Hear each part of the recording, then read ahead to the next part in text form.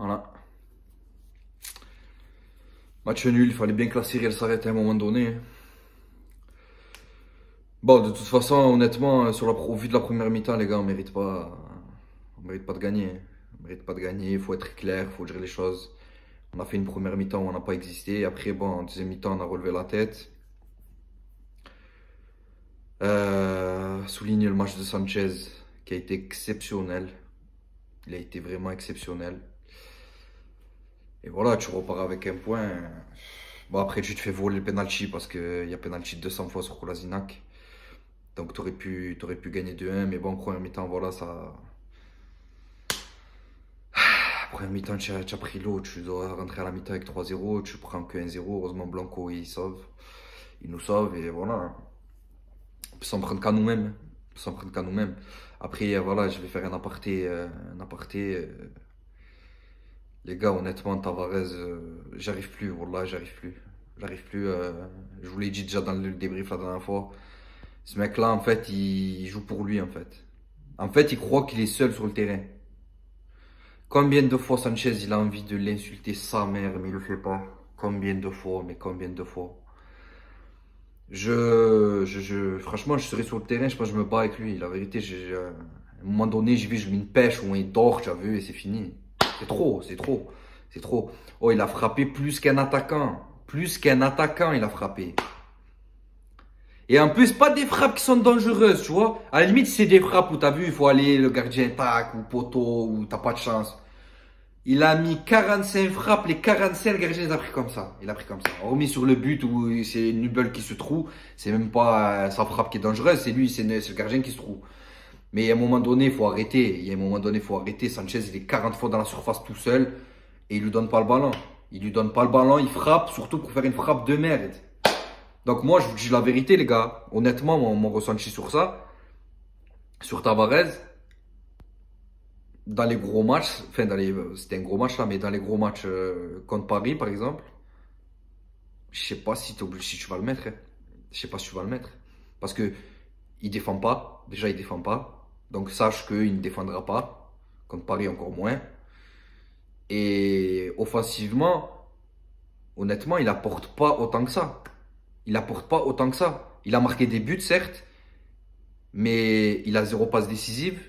À l'inverse de Klose, qui est déjà à 10 passes D, je crois, un truc comme ça.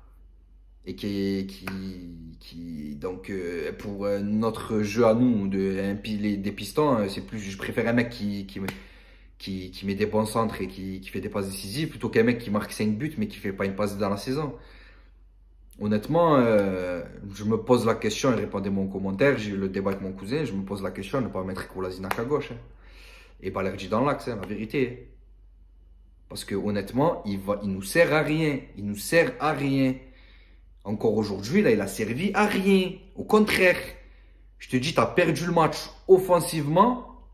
Tu as perdu le match offensivement, en deuxième mi-temps, surtout, à cause de lui. Tu fais rentrer même Payet un peu avant. Parce que si tu veux faire rentrer Payet à 5 minutes de la fin, ça sert à quoi, honnêtement? Et encore, il a une occasion. Mais à quoi ça sert?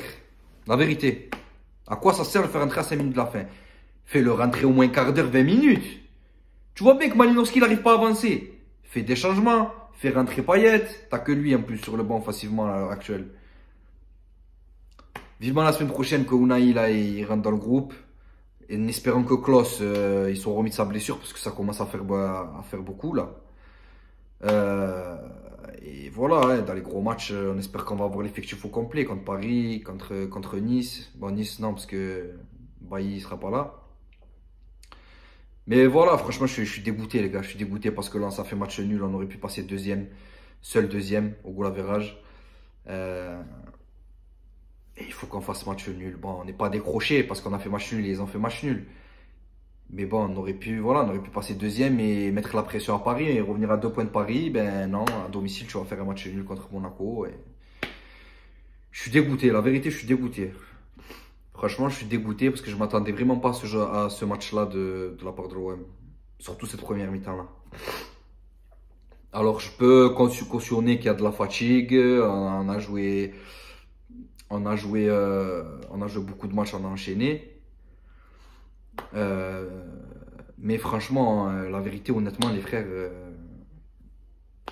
tu dois montrer un autre visage en première mi-temps. Surtout, tu es chez toi, le stade il est plein, les supporters ils poussent pour toi.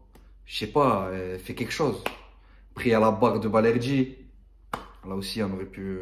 Et derrière, ben, c'est derrière l'action du penalty. Donc, franchement, je suis dégoûté. On a vu Pablo. Moi, j'ai vu là, je viens de voir Pablo qui était énervé dans les vestiaires après l'arbitre. C'est vrai que le penalty, il y est 150 fois. Il y est 150 fois et tu dois siffler. Mais à la limite, comme ils ont dit à l'antenne, si tu siffles pas, si l'arbitre ne siffle pas d'entrée de match, d'entrée de jeu, peut-être, t'as vu, il a pas vu.